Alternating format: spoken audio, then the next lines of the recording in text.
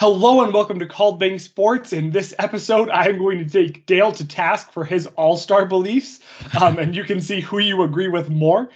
I think that we were all kind of shocked to see Andrew Wiggins, in my opinion, steal a spot on the all-star starters list from players like Luka Doncic or Rudy Gobert, and there can be some debate over what should even happen there, how should ballots work, and we're going to get down into it. I think we both expect Donovan Mitchell and Rudy Gobert to get their rightful spots on the reserve list, but it is just a disaster in my opinion. So we're first just going to give a bit of a rundown talking about it. We're going to try to share our screen this episode, so we'll see how this goes. But this is an article by Jordan Greer. Sorry, that was bad. On Sporting News.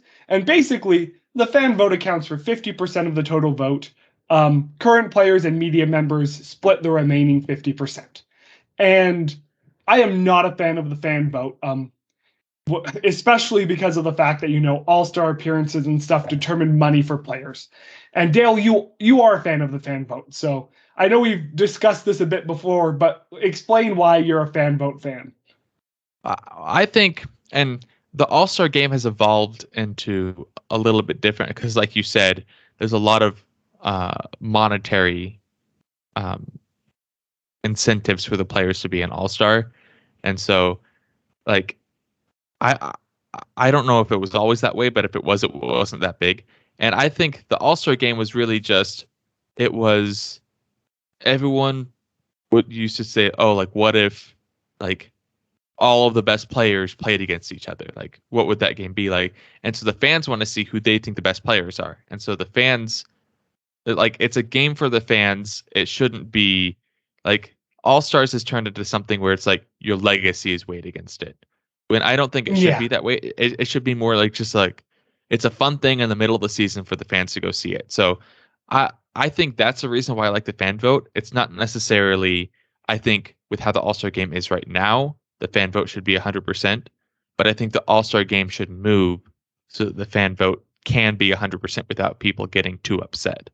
It's like it should be like the Harlem Globetrotters version of the NBA kind of. It's not really serious. It's just kind of there for fun. And I totally get you on that. And from that perspective, I agree. And then you have this happen where the Golden State Warriors go out and pay a K-pop star to advertise for their players, and all of a sudden Steph Curry was getting in, right? But Andrew Wiggins is able to sneak in as an all-star starter in the front court. And I think you were saying before we got into this that you think that Andrew Wiggins, it hasn't been a bad year. Like, I don't want to knock Andrew Wiggins, 18 I wouldn't points have been a game, shocked if he snuck in. Yeah. If he snuck in, not as a starter, but like the last man on the team. Yeah, the last man on the team.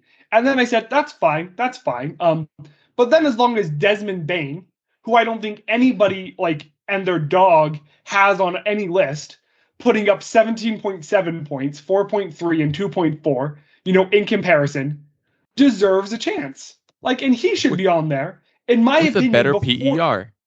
With a better PER, which is like a made-up stat, right? But I mean, he's definitely a lot more important to the to the Grizzlies, and than Wiggins is to the Warriors per se. Like, he's probably the number 2 or 3 guy, and Wiggins is probably like 3 or 4 on that list.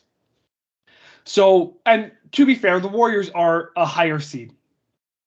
But Desmond Bane deserves it. And then this is where things just go out of whack, right? Because, and let me Google this really quick just so. We talked about how there was the 2 front court starters, the 3 front court and the 2 back court. And how many games this year have you watched where you have 3 front court guys on the court? And if they even are, if you have Bojan, who's a small forward, what Bojan really is a large shooting guard. Are we going to debate that, or can we agree on that? I would not count Bojan as a shooting guard, but as a shooting guard. But like, I mean, like to to help your point there, though, like when I went to go vote for All Stars, I voted for Valanciunas or not. I like voted for like 3 centers for my front court, and I'm just like that shouldn't be allowed, but I'm doing it, but because it's like you can't have Rudy Gobert going up against the same votes as LeBron James. They're different positions. Like you're gonna vote for them differently. So I think that's kind of weird. Yeah. No, I agree with that, right? And like looking at this, yeah, Steph Curry deserves to be on there. Ja Morant has had an absolutely incredible year. I think there's some fair questions to ask, like where should he be and where is he ranked? But when you look at just this year, he's been insane. And when you do talk about also the fan vote, and this is what the fans want to see, I like Ja Morant being there. LeBron James, I mean, he has a great legacy. Like, I don't necessarily know where he should be and things like that on it. But he's going to be an all-star, and he's going to be an all-star starter. And it's not like giving Dwayne Wade a nod, just his final year. Like, he's still having a really good year. Jokic, no debate. Like, Jokic deserves to be on there. And then you get down to Wiggins, who is number 5. The players thought he was the 5th best front court player. The fans thought he was the 3rd, and the media thought he was the 6th. And because of how important the fan vote is, the fact that he wouldn't have made the All-Star team if the players were voting or if the media were voting doesn't matter, and he's able to sneak in there. And I am not okay with that, because you look at the players who could have been there. I mean, yeah, Luka is listed as point guard, but I mean, he's 6'7". Like, we have Andrew Wiggins at 6'7", 197, and we have Luka at 6'7", 230. Like, Luka's probably, at least weight-wise, and whether or not, it's all muscle, probably the guy you actually want starting at small forward if you're choosing between those two. And if you look at how the Mavs are playing him, like, he is on ball a lot, but now that Jalen Brunson is playing a lot more, Luka is starting to move to that more small forward position. And you can have a Desmond Bain, Andrew Wiggins debate all you want, but you cannot have a debate with Luka Doncic when you're looking at those. Like 25 points, almost 9 rebounds, and almost 9 assists. Like, he should be a starter before Wiggins. And I don't know how I have a solution. Like, what should happen? Should players and media just put together their dream starting 5 from each conference? Is that how it should work? Or, like, how should it go? Since obviously, like, maybe your dream starting 5 isn't going to necessarily include Rudy Gobert at center and Jokic at power forward. But, like, that is currently how this setup could work. And Rudy Gobert, as good as he is, he's never going to be an all-star starter. Yeah. Even if you remove the fan vote altogether. Yeah. No, if you remove the fan vote altogether, I don't have that data pulled up.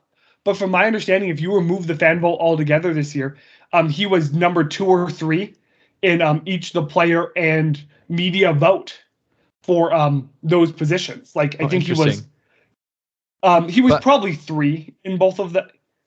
Yeah, no, like, he would have been a starter. Andrew Wiggins edged out Rudy Gobert for all-star starter because of fan vote. Yeah, I think I would be for removing positions altogether. Yeah. Especially, like, we're not trying to build a great team. And I think it's natural. You're naturally going to get, most years you'll probably get a pretty even build. You're probably going to have 2 point guards out there just because there's a lot of really good point guards. And right now we have Jokic, we have Embiid, we have Gobert, who's right there in the conversation. Anthony Davis is kind of so, like, there's a lot of Anthony Davis is having a great year, but most years he's right in that conversation. Like, I think you'd have a pretty well-balanced team most years, and then you would see players like Luka get in because people like the story of Ja Morant. People were seeing what Steph was doing. He's kind of had a slow stretch for a little bit, but so that's why Luka wasn't quite getting those votes.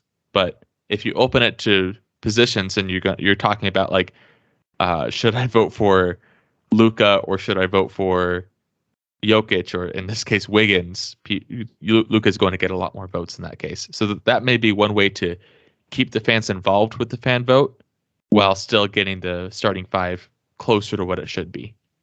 Yeah. And I agree with that, right? Since when I look at LeBron James and I look at Luka Doncic, they are very similar players to me. They should both be able to be voted for in the guard spot and in the forward spot. Excuse me. I just can't imagine a world where you only have 2 slots, like for the guard position, and you end up with 2 good guards, but then you end up with players who don't get in, like Luka, solely because they're classified as a point guard when really they can play small forward, like in this league. He can even play power forward on a small ball lineup. And I would want Luka in that position. Like, he is capable of playing off ball. Yeah, and he came into the league as a small forward. I think it was more just the Mavs had decent wings and they didn't have a great point guard at the time, and he could fill that role. Yeah. But like, if you also think about it, like, I really don't like the whole backcourt thing, because you have players like, for the longest time in the West, you had Steph Curry, Chris Paul, Damian Lillard. I could probably name a few more that I'm forgetting about right now. That were amazing point guards, and those are just the point guards. You're not even talking about the shooting guards. And so it's like Damian Lillard, for the longest time when he was just like, we're not even talking about starter, but for the longest time he wasn't even getting like all-star votes because there were other point guards that people liked more. So I don't know. And the league is moving more positionless, so I think it kind of makes sense to go with that trend to remove positions. And it would be really intriguing to see, right? Since you listed off all of those amazing guards.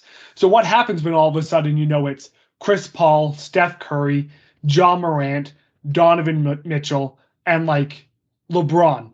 Like, that is an incredibly small lineup that you have there.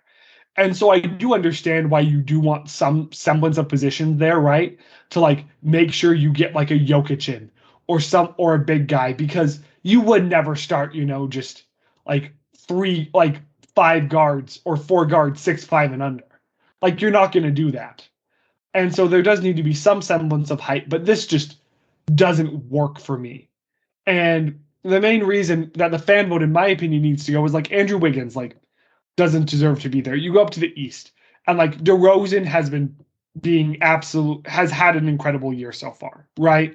Wouldn't have expected it. Trae Young has been doing pretty well. Kevin Durant, Giannis, and Joel Embiid. Like, yeah, I'm fine with that. So I'm fine with 9 of these 10 starters, and don't necessarily want to say someone got snubbed in those positions, even though maybe someone else could have been there. But Andrew Wiggins, I think, unless you're talking to someone from San Francisco or someone who's an adamant Rudy Gobert hater, or really likes K-pop. Or really likes K-pop, apparently. And that's the issue, right? Is it's not like those people were actually invested in the NBA. They're not actually going to watch the All-Star game. Like, it's a K-pop star who got paid to post a tweet, and a bunch of people retweeted it. Like, maybe I'm oversimplifying it. But that's basically the equivalent of having bots vote, in my opinion. Like, yeah, it's people, but it's not people who care. It's not people who want to see Wiggins on the court. Well, I feel like, I don't know. I feel like the term casual has come up recently. I feel like the All-Star game, and we talked about this several. I don't think it was on an episode. I think we were talking about college football and how it's like some people watch the NFL only on Thanksgiving. Some people watch college football only for the New Year's bowl games. So some people may only, like the casual fans, may only watch basketball for the All-Star game. And so I'm not against having that be, but have the All-Star game be for the casual fan, because honestly, the people who are like really invested in it, like, we care to a certain extent because we like to see Donovan Mitchell and Rudy Gobert in there. But at the end of the day, it's like, we don't really care. We want to see what happens in the playoffs. And so I would No. be like, I'm not too upset of that side of thing. I think it's the NBA is trying to make it not so much for the casual fan, which is kind of interesting. But one thought, like, did you see the announcement like of inside the NBA when they saw Wiggins on there? Well, what did they say? So I like did like not see this. it was so funny because it's like you could like almost feel the tension in the room, but they didn't want to say anything bad. They're just like Yeah. all they could say is like, "Oh, congrats to Andrew Wiggins," and then Chuck he goes off on this rant about it's like, "See, this is what I was telling you. Like Andrew Wiggins, when he's your first guy, you expect 25 points from him, but then when you get and then he gives you 20 and it's the worst. But then when he's your fourth best scorer, then 20 is really exciting all of a sudden."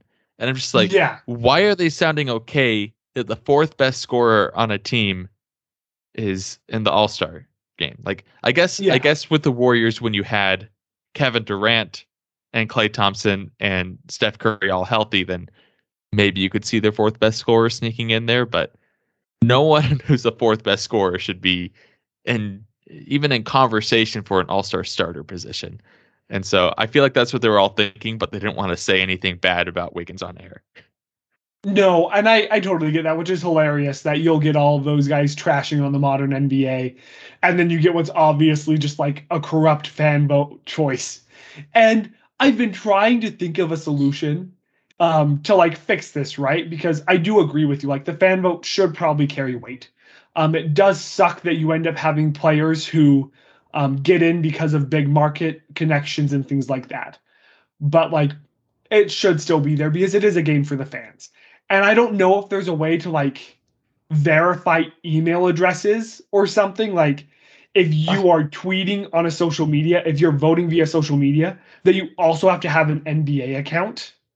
he And I understand that that would like limit votes, but it would make it so you couldn't just have like a bunch of random people just voting. And that's probably not what the NBA wants in the end, though, because then it's an extra step. And they might not have an issue with this because it got more tweets about the NBA out. Like they yeah, probably don't care. it's a And marketing I play think for they them. should. Yeah. He would be my solution. Um Okay. we can talk about like changing the weighting and that kind of thing. That could be a conversation. I think this might get us closer to where we want quicker, and then we can have Yeah. the discussion of waiting. But uh, what I think what it should be, and like you were saying, like track if it's a real vote. But like right now, the NBA lets you vote every single day, and they let you vote on social media, they let you vote on NBA.com, and so that just opens it up for bots. Bots just like Yeah. you just set a bot to and you can do that. I think it should move to you need an NBA.com account and you get one vote a year. You vote for your top five in each conference and that's it. And then because what we're doing right now is the bigger markets who are willing to pay K-pop stars or just who just have bigger followings, they're going to have people who like if let's say there's I'm throwing out random numbers, this isn't accurate at all, but let's say there's 20 million Golden State Warriors fans and 5 million Utah Jazz fans. Both groups vote every single day. The different like even though there's a 15 million difference, the difference between that as you vote every day gets bigger and bigger every day. So Seriously. 20 million fans vote every day for 10 days. That's 200 million. 5 million fans vote every day for 10 days. That's only 50 million. And it looks a lot bigger. No, it And is. and It is really crazy. and so voting once I think might fix that. Then again, the NBA is never going to do that because they like the marketing play. No. That yeah, and you're right. Like, and I get it. It's just to get the NBA out there more. And I guess as an NBA fan, that's what I should want, right? Like I should want the NBA should be to be out there more. It is just frustrating, like how I do really wonder, is anyone who retweeted that tweet actually going to do anything? Like what's gonna happen there? So I'm just not expecting a lot to come from it. Now I do want to look at something that's really well, actually, maybe I don't have this. Oh, this is not a good. I should have. So I do think it's interesting how you start looking at and this is just something I want to throw out there. So you know how every year when you have the all NBA teams come out and all the players do is complain about how the sorry, about how the media knows nothing, right? You know what I'm talking about? Yeah. Okay, do you want to hear some of the players who got All-Star votes? Let me just pull out one in particular. So the guy to get the 18th ranked guy from the player vote is, get this, Jay Crowder. Like, that means Jay Crowder got a significant number of votes, which is just mind-boggling to me that he would get like votes. Like, Jay Crowder is a fine player, but he shouldn't be the 18th ranked guy, right? Or am I crazy on that? I wonder if that was just the Suns locker room. Hey, everyone, vote for Crowder. Yeah, and then you have Porzingis at 12.